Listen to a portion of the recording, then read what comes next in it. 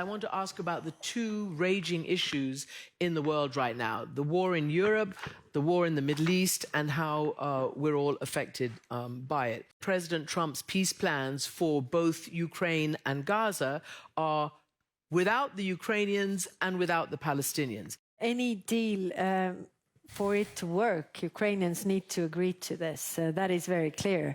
And when we look at this whole process, then it's not really sure. They are talking, but what is this deal really? I think right now the most important thing is that the Putin doesn't really want peace. So I think we should put the efforts there that they would want peace. Why do you think that he does not want peace? If he wants peace, he could, just simply stop bombing Ukraine. I mean, that is as simple as that, but he's not doing that, so... So a similar question to you, Foreign Minister.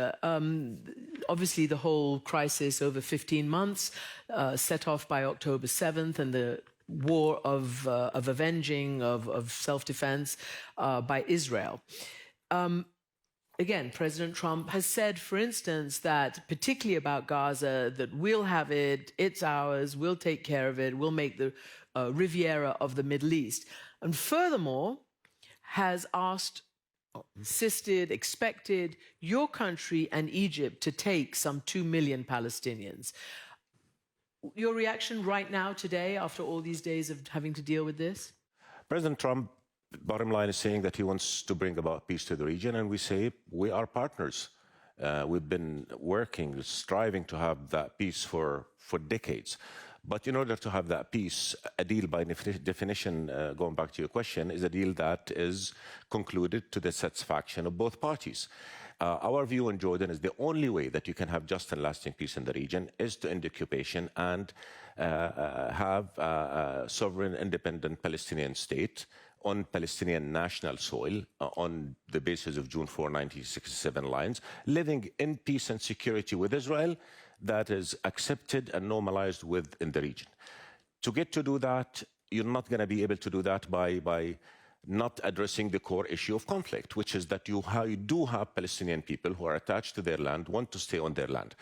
And on the issue of displacement, again, President Trump said that he's driven by humanitarian concern, that he believes you cannot rebuild Gaza while the people of Gaza are there. Our position is that we have a plan that shows that we can do it. And remember, this is not the first time we have such amount of suffering and destruction in Gaza. Last time around, the amount of destruction was 50% of the current destruction, and yet Gaza was rebuilt. But beyond that, in order for us to avoid reliving the horrors of October 7 and since October 7, we've got to find peace. The only path to peace is to address the legitimate rights of both parties.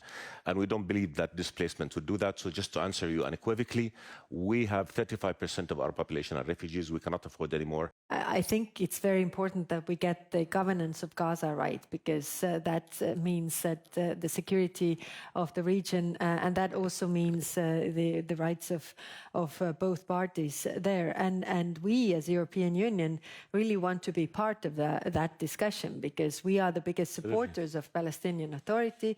We are the biggest supporters of UNRWA for the Palestinian refugees. So I think we are also the reasonable and reliable partner. Vice President J.D. Vance delivered a pretty tough speech, should we say, to Europe, pretty much scolded Europe, essentially said that the biggest threat he saw was European internal politics, that you're not listening to your people, and therefore we have this big problem and this big weakness.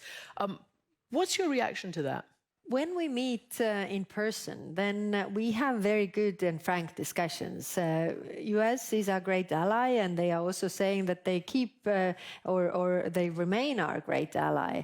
When listening to that speech, it seems like they try to pick a fight with us, but we don't want to fight with our friends. We have other threats coming from outside, and I think in domestic politics we have all kinds of issues, and we are settling those ourselves. But we need to work with our allies with the bigger threats that there are in the world, like we have together with the United States regarding, Russia attacking Ukraine, or, the international order really not functioning, other aggressors in the world having appetite for their neighbors' countries, critical raw materials, the protection of these. I mean, there are so many issues that we can work on and will work on.